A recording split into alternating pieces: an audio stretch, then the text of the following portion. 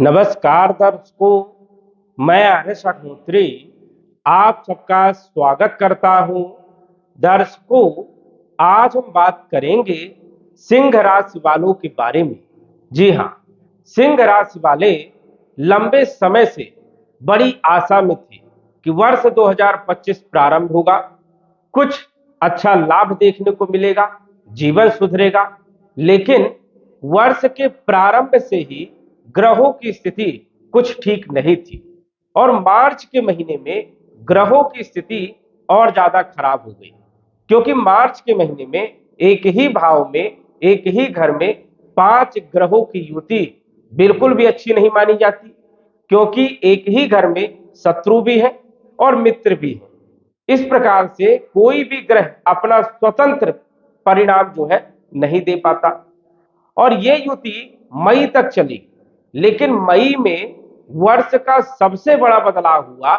क्या ये बदलाव सिंह राशि वालों के लिए लाभदायक सिद्ध होगा या फिर पूरा वर्ष परेशानियों से इसी प्रकार बीतेगा? इस वीडियो के माध्यम से हम जानेंगे मई से लेकर दिसंबर तक ग्रहों की क्या स्थिति रहेगी, कौन कौन से ग्रहों का राशि परिवर्तन होगा, ग्रहों के राशि परिवर्तन से कौन कौन से क्षेत्रों में क्या क्या बदलाव देखने को मिलेगा। तो आइए जानते हैं। उससे पहले यह समझिए कि यह फलादेश चंद्र राशि पर आधारित है। नाम राशि के आधार पर भी जान सकते हैं और लग्न राशि के आधार पर भी जान सकते हैं। तो आइए जानते हैं। ये जो आप कुंडली देख रहे हैं, मई 2025 की कुंडली है और सौर मंडल में ग्रहों की स्थिति इस प्रकार से है। केतु आपकी राशि में 18 मई 2025 को आ गए। अभी तक केतु आपके धन भाव में गोचर कर रहे थे कन्या राशि में, 18 मई को आपकी राशि में आ गए और आपके सिर के ऊपर जो है विराजमान है। आने वाले 18 महीने तक केतु आपकी ही राशि में, आपके लग्न में जो है गोचर करने वाले हैं। हालांकि केतु आपकी राशि में 18 वर्ष के बाद आए। अब केतु आपको क्या परिणाम देंगे विस्तार से जानेंगे। राहु आपके सप्तम भाव में कुंभ राशि में लगभग 18 वर्ष के बाद आए हैं और यहां पर 18 मई 2025 को आए हैं और ये 18 महीने तक यहां पर रहने वाले हैं। राहु का क्या प्रभाव होगा यह भी हम जानेंगे। शनि आपके अष्टम भाव में मार्च के महीने से गोचर कर रहे हैं और आपके ऊपर शनि की ढैया भी प्रारंभ हो गई है। शनि की ढैया 2027 जून तक रहने वाली है। शनि की ढैया का प्रभाव आपके ऊपर कैसा रहेगा यह भी जानेंगे। शुक्र यहां पर 31 मई तक रहेंगे उच्च राशि में, उसके बाद शुक्र जो है आपके भाग्य भाव में मेष राशि में आ जाएंगे। बुध जो कि भाग्य भाव में गोचर कर रहे हैं मेष राशि में, 23 मई को बुध का बदलाव होगा आपके कैरियर के भाव में और ये आपके लिए 23 मई से सबसे बेहतर स्थिति देखने को मिलेगी।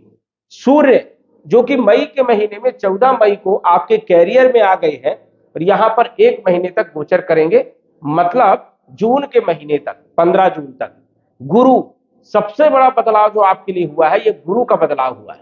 गुरु 1 वर्ष के बाद जो है राशि परिवर्तन करके मिथुन राशि में आ गए हैं और 12 वर्ष के बाद गुरु जो है आपके लाभ भाव में गोचर कर रहे हैं। लाभ भाव में गुरु का गोचर सबसे बढ़िया माना जाता है, ये सबसे अच्छी स्थिति आपके लिए रहेगी और गुरु यहां पर अक्टूबर तक रहेंगे, उसके बाद उच्च राशि में जाएंगे और दिसंबर में पूरा जो है ये आ जाएंगे एकादश भाव में, लाभ भाव में, आय के भाव में। मंगल जो कि लंबे समय से खराब चल रहे हैं 12वें भाव में, ये आपके लिए सबसे ज्यादा नुकसानदायी रहे।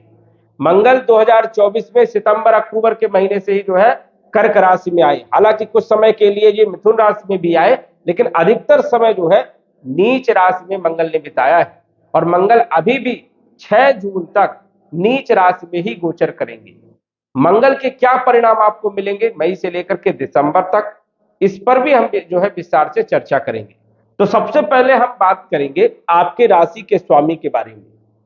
सिंह राशि के स्वामी होते हैं सूर्य देव और सूर्य जो है 10वें भाव में गोचर कर रहे हैं दिग्बली होकर के, क्योंकि सूर्य का ये अच्छा भाव माना जाता है। यहां पर सूर्य को एक्स्ट्रा पावर मिल जाती है और सूर्य राजनीति कारक माने जाते हैं 10वें भाव में।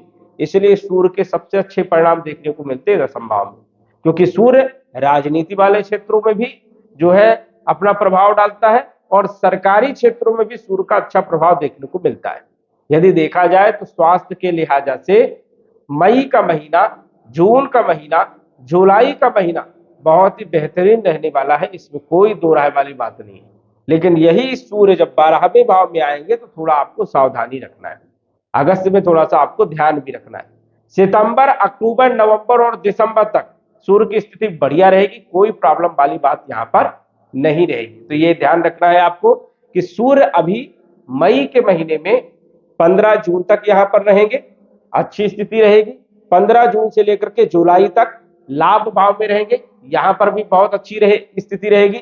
जुलाई से लेकर के 15 अगस्त तक जो स्थिति रहेगी ये आपके लिए ठीक नहीं रहेगी। और 15 अगस्त से लेकर के ये समझिए 15 सितंबर, अक्टूबर, नवंबर, दिसंबर, ये महीने आपके सबसे बढ़िया रहने वाले हैं। और सूर्य इन महीनों में क्या क्या अपना काम करेंगे ये समझिए। कैरियर के भाव में भी गोचर कर रहे हैं तो कैरियर से संबंधित लाभ देंगे। यदि आप सरकारी क्षेत्र में हैं या फिर सरकारी नौकरी कर रहे हैं, ठेकेदारी का काम कर रहे हैं, राजनीति से जुड़े हुए काम कर रहे हैं, तो यहां पर अच्छे लाभ आपको देखने को मिल सकते हैं मई के महीने में और जून के महीने में। बेहतरीन स्थिति यहां पर रहेगी 15 जुलाई तक। कोई पद मिल सकता है, प्रतिष्ठा मिल सकती है, मान सम्मान मिल सकता है, ग्रोथ मिल सकती है और कैरियर आपका बेहतर होगा। तो ये एक अच्छी स्थिति रहेगी। कॉन्फिडेंस आपका बहुत अच्छा रहने वाला है, कोई अपॉर्चुनिटी आपको मिल सकती है और स्वास्थ्य आपका बेहतर रहेगा। धन के जो मालिक है ये बुध देव है और बुध धन के मालिक है, साथ ही साथ ये लाभ के भी मालिक है। गोचर कर रहे हैं भाग्य भाव में, मतलब अच्छी स्थिति में है। लेकिन यही बुध जो है कैरियर के भाव में आ जाएंगे और बुधादित्य राजयोग भी बनाएंगे और ये स्थिति बदलेगी आपकी 23 मई को। 23 मई से धन से संबंधित परेशानियां आपकी जो है दूर हो जाएगी। आय से संबंधित कहीं ना कहीं धन के स्रोत पैदा होंगे और आमदनी आपकी बढ़ेगी, लाभ होगा। अच्छी स्थिति ये रहने वाली है। तो ये समझिए कि मई के महीने में भी बुध की स्थिति अच्छी है, जून के महीने में भी, जुलाई के महीने में बुध आपको अच्छे परिणाम ही देने का काम करने वाले हैं। देखा जाए तो दिसंबर तक वैसे बुध की स्थिति बढ़िया रहेगी, लेकिन 12वें भाव में जब भी बुध का गोचर होगा तो ये थोड़ा सा आपके लिए सावधानी वाला समय रहने वाला है। वही यदि हम बात करें शुक्र, जो कि तीसरे भाव के भी मालिक है और कैरियर के मालिक है, ये आपके लिए सबसे महत्वपूर्ण है क्योंकि ये कैरियर के मालिक है और कैरियर के भाव में सूर्य का गोचर है, तो ये भी आपके लिए बहुत महत्वपूर्ण है। लेकिन मालिक जो कैरियर के हैं, कर्म के हैं, वो है शुक्र, जो कि उच्च राशि में गोचर कर रहे हैं और यहां पर 31 तारीख तक रहने वाले हैं। अभी तक शुक्र की स्थिति बढ़िया नहीं थी क्योंकि 18 मई तक तो राहु के साथ जो है गोचर कर रहे थे, जो कि चारित्रिक दोष बनाने का काम किया। कई लोगों के ऊपर आरोप भी लगे, माहौल ठीक नहीं रहा, मानसिक स्थिति खराब रही, लॉस हुआ, ये सब दिक्कतें देखने को मिली। लेकिन यही शुक्र 31 तारीख मई के महीने में भाग्य भाव में आ जाएंगे, जबरदस्त लाभ देने का काम करेंगे और दिसंबर तक शुक्र की स्थिति भी बहुत शानदार रहेगी, जो कि बल पराक्रम में वृद्धि भी करवाएंगे, यात्राओं का योग भी बनेगा, भाई बहनों के साथ संबंध भी आपके मजबूत बनेंगे, दैनिक आय में वृद्धि भी करेंगे और आपके कैरियर को मजबूत करेंगे। जिन लोगों के पास नौकरी नहीं है उन लोगों के लिए समय सबसे बढ़िया रहने वाला है। जिन लोगों के पास कोई कामकाज नहीं है उन लोगों के लिए भी समय बहुत अच्छा रहेगा। यदि आप कर्म करते हैं तो उसमें आपको सफलता मिलेगी। अभी तक आप कर्म भी कर रहे थे लेकिन सफलता नहीं मिल रही थी, लेकिन अब शुक्र अष्टम भाव से निकल करके जैसे ही त्रिकोण भाव में आएंगे, भाग्य भाव में आएंगे, तो आपके भाग्य को बदलने का काम करेंगे। जो कार्यों में डिले हो रहा था, विलंब हो रहा था, काम बन नहीं रहे थे, वो काम आपके बनने लग जाएंगे। तो शुक्र की स्थिति बेहतरीन रहने वाली है दिसंबर तक, ये भी ध्यान रखना है। मंगल, जो कि चौथे भाव के मालिक है और भाग्य भाव के मालिक है, और मंगल की स्थिति लंबे समय से खराब है। भूमि, भवन, प्रॉपर्टी, मकान और वाहन से संबंधित जो कार्यों में डिले हो रहा था, विलंब हो रहा था, विवाद में स्थिति बनी हुई थी या चोट चपेट लगने की संभावनाएं जो अभी तक हो रही थी, ये मंगल के कारण हो रही थी। जो पैसा सबसे ज्यादा खर्च हो रहा था, व्यय हो रहा था, जिस प्रकार आए थे इस प्रकार खर्चे थे, ये मंगल के कारण हो रहे थे। और मंगल 12वें भाव में, व्यय भाव में, हॉस्पिटल के भाव में, हॉस्पिटल के चक्कर लगना या मानसिक टेंशन बना रहना, काम बनते बनते में गड़ जाना, ऑफिस में माहौल खराब होना, ये सब स्थितियां देखने को मिली, भाग्य का साथ नहीं मिला। और ये स्थिति अभी भी रहेगी। प्रॉपर्टी से जुड़े हुए काम, वाहन से जुड़े हुए काम यदि करना चाहते हैं तो 6 जून के बाद करिए, क्योंकि 6 जून के बाद मंगल जब आपके लगन में आ जाएंगे, सिंह राशि में आएंगे, एक्टिव हो जाएंगे, जबरदस्त लाभ देंगे, भाग्य का साथ भी मिलेगा और भूमि, भवन, प्रॉपर्टी, मकान और वाहन से संबंधित आपके काम भी बनेंगे। लेकिन ध्यान रखना है 6 जून तक मंगल की स्थिति बढ़िया नहीं है। पंचम भाव के स्वामी है गुरु, और गुरु अष्टम भाव के भी मालिक है, क्योंकि 9 नंबर 12 नंबर गुरु का है, और गुरु का गोचर आपके लिए सबसे लाभदायक सिद्ध होगा, क्योंकि गुरु लाभ भाव में लाभ ही देते हैं, आय के भाव में आय में वृद्धि ही करते हैं, इच्छा पूर्ति के भाव में इच्छा की पूर्ति ही करते हैं। इसलिए गुरु का गोचर आने वाले 1 साल तक आपके लिए सबसे बढ़िया रहेगा। विद्यार्थियों के लिए, शिक्षा के लिए, पढ़ाई लिखाई के लिए समय बढ़िया रहेगा, लॉ लाइफ के लिए भी समय बढ़िया रहेगा, फाइनेंशियल स्थिति के लिए भी समय बहुत अच्छा रहेगा। जुआ, लॉटरी, सट्टा, शेयर मार्केट, इन क्षेत्रों से भी अच्छा लाभ देखने को मिल सकते हैं, क्योंकि गुरु की स्थिति आपके लिए बेहतर है। पेट से जुड़ी हुई समस्याओं को भी दूर करने का काम करेंगे। जो लोग संतान के लिए चिंतित थे उन लोगों के लिए समय भी बहुत अच्छा रहने वाला है। अष्टम भाव के भी मालिक है, धर्म कर्म में रुचि जागृत होगी, धार्मिक या ज्योतिष तंत्र विद्या में आपकी रुचि जागृत होगी, समाज सेवा आप करेंगे और गुप्त धन प्राप्त हो सकता है किसी भी माध्यम से। ये एक आपके लिए अच्छी स्थिति है। गुरु यहां पर रहेंगे अक्टूबर 20 तक, उसके बाद आएंगे 12वें भाव में, यहां पर भी उच्च राशि में गोचर करेंगे और विपरीत परिवर्तन राजयोग बनाएंगे, तो यहां पर भी स्थिति बढ़िया है। 5 दिसंबर को पुनः जो है लाभ भाव में आ जाएंगे, जबरदस्त लाभ देने का काम करेंगे। गुरु की स्थिति बहुत अच्छी है, और गुरु अच्छा हो तो मूलभूत आवश्यकताओं को पूरा करता है, क्योंकि गुरु एक जीव है और वो जीव के अनुसार से ही जो है अपनी स्थितियों को बदलता है और परिस्थितियों को देख करके ही जो है सपोर्ट करता है। गुरु कितना भी खराब हो लेकिन ये बचाने का प्रयास करता है। क्यों? क्योंकि जीव का कल्याण करने का काम करता है गुरु, कल्याणकारी गुरु है, इसलिए गुरु का अच्छा होना बहुत जरूरी है। गुरु की दृष्टि सबसे बढ़िया मानी जाती है। 1 2 3 4 5 तीसरे भाव में गुरु की दृष्टि पड़ेगी, बल पराक्रम में वृद्धि करेंगे, भाई बहनों के साथ संबंध को मजबूत करेंगे। पंचम भाव में अपने ही घर में इनकी सप्तम दृष्टि पड़ेगी, शिक्षा के लिए, संतान के लिए, लॉ लाइफ के लिए, कंपटीशन के लिए समय बहुत अच्छा रहेगा। और नवम दृष्टि सप्तम भाव में पड़ेगी। जिन लोगों का विवाह नहीं हो रहा था, बाधाएं आ रही थी, परेशानियां आ रही थी, समझिए कि विवाह भी हो जाएगा। आने वाले 1 वर्ष तक विवाह के रिश्ते भी आएंगे और विवाह जुड़ जाएगा। ये समय आपके लिए बढ़िया रहेगा। तो गुरु की स्थिति आपके लिए शानदार रहने वाली है। शनि जो कि आपके 6ठे भाव के मालिक है, सप्तम भाव के मालिक है, अष्टम भाव में गोचर कर रहे हैं। वैसे तो शनि की स्थिति आपके लिए ढैया के लिए है, और ढैया कहीं ना कहीं परेशान करती है, लेकिन शनि विपरीत परिवर्तन राजयोग बनाने के कारण कोई खास ज्यादा नुकसान देखने को नहीं मिलेगा, लेकिन परेशानियां उत्पन्न जरूर होंगी। संघर्ष शनि जरूर करवाते हैं, कर्म जरूर करवाते हैं, इस चीज का ध्यान रखना है। रोग, ऋण और शत्रुओं को समाप्त करने का काम करेंगे, कंपटीशन में सफलता देने का काम करेंगे, लेकिन वैवाहिक जीवन में थोड़ी मोड़ी समस्या को भी पैदा करेंगे। पार्टनरशिप में कहीं ना कहीं कंफ्यूजन वाली स्थिति पैदा होगी, शक पैदा करवाने का काम करेंगे।